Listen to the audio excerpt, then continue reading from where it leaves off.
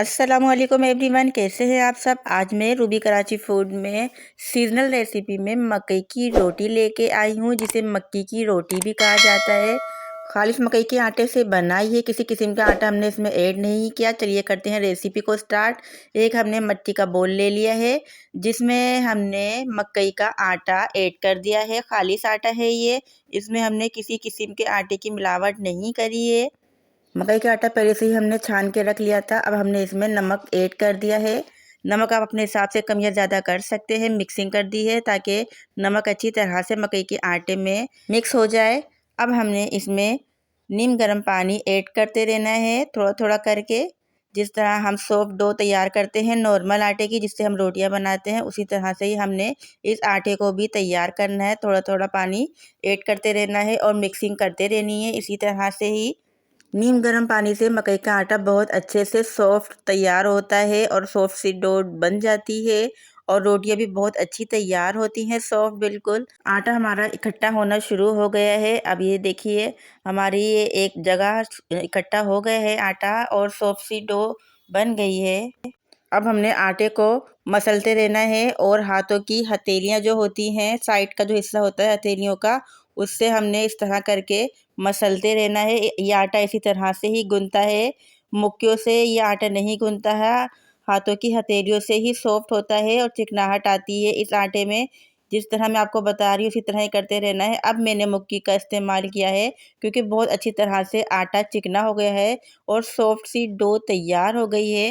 तो मैंने अब दोबारा से इसको हाथों की हथेलियों की मदद से मसलना शुरू कर दिया है ताकि और चिकनाहट आ जाए और सॉफ्ट सी डो तैयार हो जाए। जितनी सॉफ्ट सी डो तैयार होगी उतनी ही अच्छी हमारी रोटी भी तैयार होगी। ये देखिए, आटा मेरा कम्प्लीटली तैयार हो गया है। अब मैंने इसको कवर करके रख देना है तकरीबन 10 से 15 मिनट के लिए। ये देखिए 10 से 15 मिनट हो गया है, कवर मैंने हटा लिया है। अब मैंने रोटी तैयार करनी है। बिल्कुल रेडी है मेरा आटा।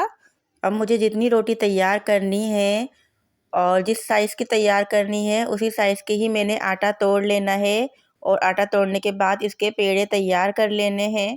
बहुत सॉफ्ट आटा होता है, इस आटे में लचक बिल्कुल भी नहीं होती है नॉर्मल आटे की तरह। इसलिए इस आटे को बेलने का तरीका भी अलग होता है। मेरी आवाज़ ठीक तरह से नहीं निकल रही है और मेरी दाढ़ में भी बहुत तकलीफ़ है। इसके अलावा मेरे गले में भी बहुत ज़्यादा तकलीफ़ है, जिसकी वजह से वॉइस रिकॉर्ड करने में मुझे बहुत मसला हो रहा है, बहुत तकलीफ़ हो रही है मुझे। मैंने 5 पेड़े तैयार कर लिए हैं और एक मैंने शॉपर ले लिया है जिसे मैंने कटिंग कर लिया है। इस शॉपर पे रख के मैं एक पेड़े को हाथ से प्रेस करूँगी और मैंने ग्रीसिंग कर ली है इस शॉपर को ताकि आटा इसमें चिपके नहीं। अब मैंने हाथों की हथेली की मदद से इसको बढ़ाते रहना है। इस तरह से भी रोटी तैयार होती है, लेकिन मैं हाथ से बढ़ाने के बाद इसको रोलिंग पिन से बेलूँगी। 2 तरीक़ों से मैंने रोटी को बेलना है। ये पहला तरीका है, जिस शेप में भी रोटी बिल जाए मैं इसी शेप में ही इसको बना लूँगी। ये देखिए, इस शेप में मेरी रोटी बिल गई है। अब मैंने शॉपर को हटा लेना है। एक साइड से मैंने हटा लिया है, इसी तरह से ही मैंने आराम से दूसरी साइड से भी हटा लेना है। और ये देखिए, जिस तरह से ये रोटी तैयार हुई है, थोड़े से साइड किनारे जो है साइड इसके मैंने ठीक कर लेने हैं ताकि राउंड शेप में आ जाए। ये देखिए इजीली हाथ में आ गई है, हट गई है शॉपर से। अब मैंने इसको तवे पे रख दिया है। अब मैंने इसको सेकना है। ये देखिए हाथों की मदद से मैंने इसको प्रेस कर लिया है और मैंने इसको अच्छी तरह से सेकना शुरू कर दिया है। अब मैं इस स्टेज पे इसमें घी ऐड कर दूंगी। आप इसको पराठा भी कह सकते हैं मकई का और रोटी भी कह सकते हैं। ये पहला तरीका है मेरा रोटी तैयार करने का। इसके बाद मैं दूसरे तरीके से रोटी तैयार करूँगी और दूसरे तरीके से ही मैं बेलूँगी। 1 हफ्ते से मेरी अकल दाढ़ में बहुत ज़्यादा तकलीफ़ है, छेद हो गया है अकल दाढ़ के बीच में और डॉक्टर को मैंने दिखाया है। डॉक्टर ने रिमूव करने का बोल दिया है और आज मेरी अपॉइंटमेंट है। रिमूव कर देंगे मेरी बिल्कुल ऊपर वाली साइड की दाढ़ है, जिसे अकल दाढ़ भी कहते हैं, इसको रिमूव कर देंगे। मेरे लिए प्लीज़ दुआ कीजिएगा कि खैर खैरियत से मेरी ये दाढ़ रिमूव हो जाए। अब बातों बातों में जो है ये मेरा पराठा भी तैयार हो गया है। मकई की रोटी कह सकते हैं या पराठा जो भी आप कहें, तैयार हो गया है। अब मैं दूसरा तरीका बता रही हूँ आपको।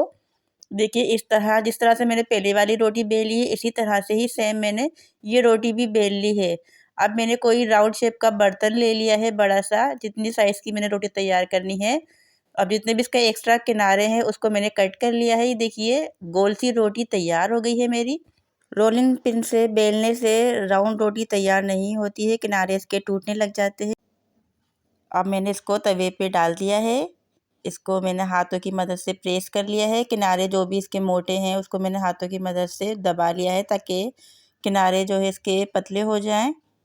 और मैंने इसको सेकते रहना है घुमा घुमा के इसी तरह से। साइड चेंज कर देंगे। अब मैंने इसमें किसी किस्म के घी या ऑयल का इस्तेमाल नहीं किया।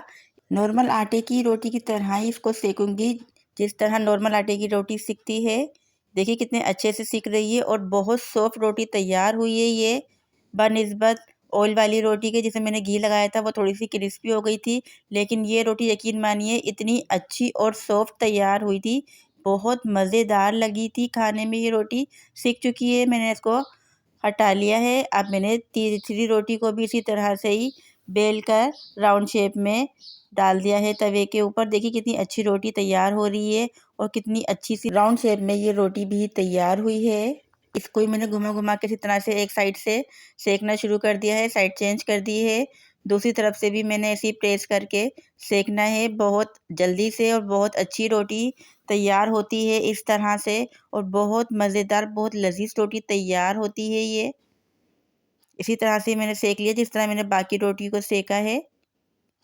इजीली सीख जाती है ये रोटी। और मैंने सिलेंडर पे बनाई है ये रोटी क्योंकि हमारे घर में गैस नहीं थी। तैयार हो गई है। अब मैं इस रोटी को भी निकाल लूँगी।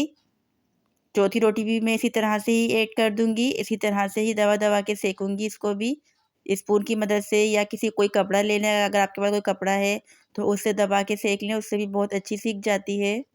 तकरीबन 5 रोटियां मैंने तैयार की हैं मकई के आटे की, और बहुत इजीली बहुत आसानी से तैयार हो गई हैं। और इन रोटी को मैंने साग के साथ सर्व किया था। मक्खन लगाकर सरसों के साग के साथ इस रोटी को खाने की बात ही कुछ और होती है। बहुत लजीज हमारी रोटी तैयार हुई है और हमारा साग भी बहुत लजीज तैयार हुआ था, जिसकी रेसिपी मैं इससे पहली वाली वीडियो में शेयर कर चुकी हूँ आपके साथ। लिंक डिस्क्रिप्शन में मैं डाल दूँगी। चैनल को सब्सक्राइब कीजिए, लाइक कीजिए, दीजिए इजाज़त। अल्लाह हाफ़िज़।